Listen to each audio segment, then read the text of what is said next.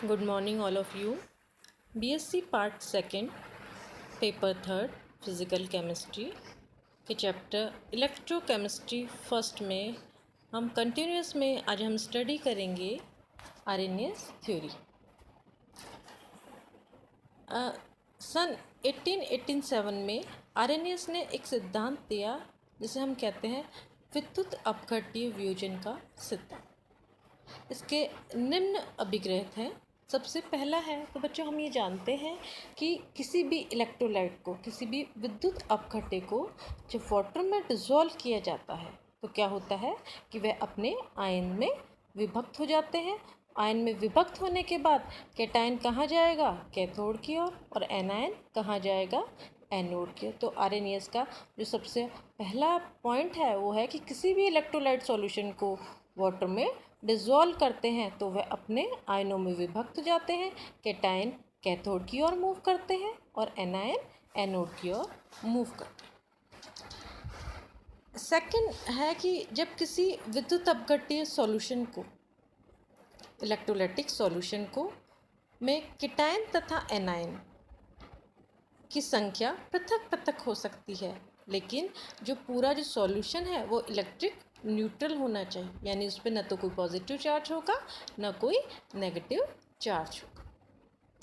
Third point है कि RNS ने कहा कि डिसोसिएशन व अनडिसोसिएशन क्वांटिटी, वियोजित व अवियोजित मात्रा के बीच में एक साम्य स्थापित हो जाना चाहिए, यानी जितना हमारा वियोजन हुआ उतना ही अवियोजित जो क्वांटिटी है दोनों इक्वल होंगे। फोर्थ पॉइंट हम ले तो कहता है कि डाइल्यूशन इंक्रीज करने पर डिग्री ऑफ डिसोसिएशन भी इंक्रीज होना चाहिए, कि जैसे जैसे हम डाइल्यूशन इंक्रीज करते हैं डिसोसिएशन इंक्रीज होता है। अब है कि डिग्री ऑफ डिसोसिएशन कहते किसे हैं? इलेक्ट्रोलाइट की वह क्वांटिटी जिसका हाइड्रोलिसिस करने पर डिसोसिएशन होता है उसे हम कहते हैं डिग्री ऑफ डिसोसिएशन, जिसे हम रिप्रेजेंट करते हैं अल्फा से। तो बच्चों ये जो 5 पॉइंट हैं वो हो गई आरएनएस थ्योरी के सिद्धांत। यानी कि सबसे पहला क्या हो गया कि इलेक्ट्रोलाइट को सॉल्यूशन में डिज़ोल्व करते हैं तो वो अपने कैटायन एनायन में डिवाइड हो जाते हैं। सेकंड पॉइंट हो गया, कहा आरएनएस ने कि कैटायन और एनायन डिफरेंट हो सकते हैं, लेकिन जो उसका पूरा जो सॉल्यूशन है वो क्या होगा? इलेक्ट्रिक न्यूट्रल होना चाहिए। थर्ड पॉइंट कहा कि डिसोसिएशन और डिसोसिएशन अनडिसोसिएशन क्वांटिटी के बीच में साम्य स्थापित हो जाना चाहिए। फिर फोर्थ ने पॉइंट लिया कि जैसे जैसे हम डाइल्यूशन इंक्रीज़ करते हैं डिग्री ऑफ डिसोसिएशन इंक्रीज़ होता है।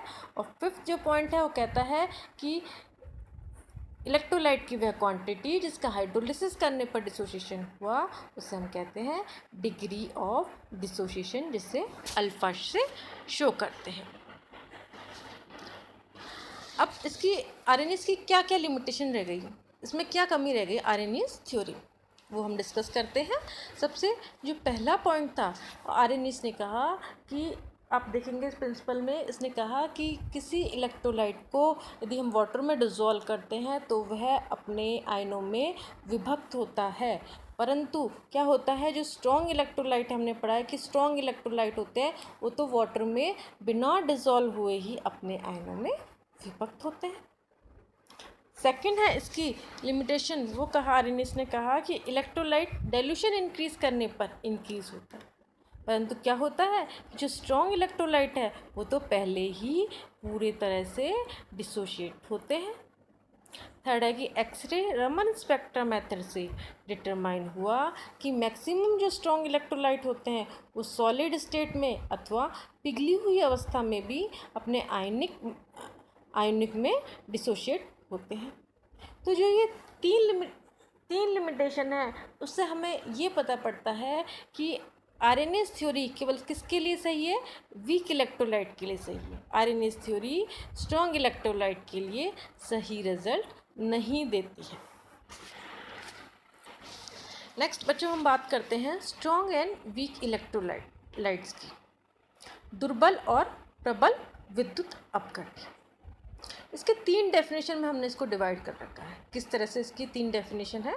फर्स्ट डेफिनेशन हम देखते हैं कि वे इलेक्ट्रोलाइट जिनकी इक्वलेंट कंडक्टेंस जिसे हम रिप्रेजेंट करते हैं लैम्डा से, हम लोग प्रीवियस क्लास में इसकी स्टडी कर चुके हैं कि वे इलेक्ट्रोलाइट जिनकी इक्वलेंट कंडक्टेंस की वैल्यू प्रारंभ में क्या होती है, बहुत अधिक होती है, लेकिन डाइल्यूशन इंक्रीज करने पर इनकी इक्वलेंट कंडक्टेंस में आंशिक वृद्धि होती है, क्या कहलाते हैं, स्ट्रॉन्ग इलेक्ट्रोलाइट कहलाते हैं।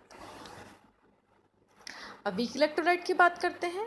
तो वीक इलेक्ट्रोलाइट क्या होते हैं कि जिनकी इक्वलेंट कंडक्टेंस की या तुल्यांकी चालकता की वैल्यू प्रारंभ में बहुत कम होती है, परंतु डाइल्यूशन इंक्रीज करने पर इक्वलेंट कंडक्टेंस की वैल्यू तेजी से बढ़ती है, तो वो क्या कहलाते हैं, वीक इलेक्ट्रोलाइट।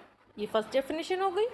सेकंड डेफिनेशन है कि वे इलेक्ट्रोलाइट जिनकी कंसंट्रेशन और इक्वलेंट कंडक्टेंस के बीच में अगर हम ग्राफ प्लॉट करते हैं तो ग्राफ क्या आता है, लीनियर आता है, तो हम कह सकते हैं अगर ग्राफ लीनियर आया तो वो क्या है, स्ट्रॉन्ग इलेक्ट्रोलाइट है। यदि ग्राफ नॉन लीनियर आता है तो हम कह सकते हैं कि वो वीक इलेक्ट्रोलाइट है। थर्ड डेफिनेशन है कि वे इलेक्ट्रोलाइट जिनकी लैम्डा इनफाइनाइट यानी अनंत अनुता पर तुल्यांकी चालकता की वैल्यू केवल कर्व के एक्स्ट्राप्लोटेशन से डिटरमाइन कर सकते हैं, उन्हें कहते हैं स्ट्रॉन्ग इलेक्ट्रोलाइट। यदि वैल्यू कर्व के एक्स्ट्राप्लोटेशन से डिटरमाइन नहीं कर सकते तो हम उन्हें कहते हैं वीक इलेक्ट्रोलाइट।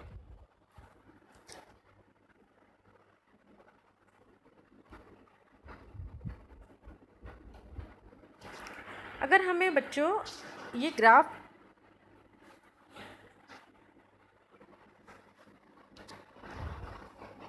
मिले और हमें कहें कि इस ग्राफ में आप बताइए कि कहाँ स्ट्रॉन्ग इलेक्ट्रोलाइट और कहाँ वीक इलेक्ट्रोलाइट, तो हमने 3 डेफिनेशन देखी इसकी।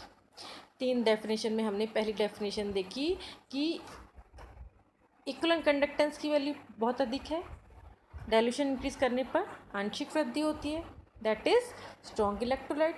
इक्वलेंट कंडक्टेंस की वैल्यू बहुत कम है और डाइल्यूशन करने पर तेजी से वृद्धि होती है, वीक इलेक्ट्रोलाइट।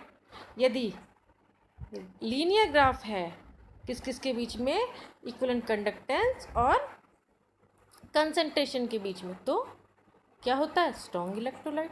यदि नॉन लीनियर ग्राफ है तो वीक इलेक्ट्रोलाइट। अब हमने थर्ड डेफिनेशन ली कि क्या होता है कि इनकी एक्स्ट्राप्लोटेशन, अब स्ट्रॉन्ग इलेक्ट्रोलाइट के तो हम एक्स्ट्राप्लोटेशन से लैम्डा इनफाइनाइट की वैल्यू डिटरमाइन कर सकते हैं, लेकिन वीक की नहीं कर सकते हैं। तो अगर हमें ग्राफ भी मिल जाए तो हम ग्राफ से भी रिप्रेजेंट कर सकते हैं कि कहाँ हमें स्ट्रॉन्ग इलेक्ट्रोलाइट है और कहाँ है वीक इलेक्ट्रोलाइट।